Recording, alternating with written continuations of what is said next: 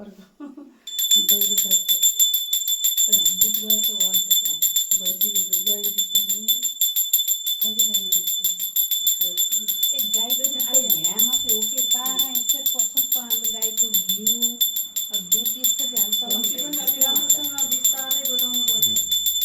राम्रोसँग बजाउनु मन्त्र भनिस् कि भनेर सकिन्छ क्या मैले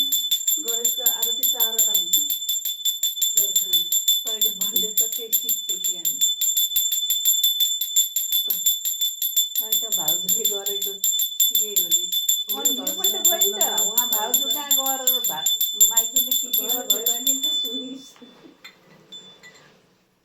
यता कलश काँडातिर आन्टी धेरै टाढा भयो यता यो सुकुन्जा मेरो त्यो अमिलो निकालेपछि त्यहाँ हङ्गाउँछ नि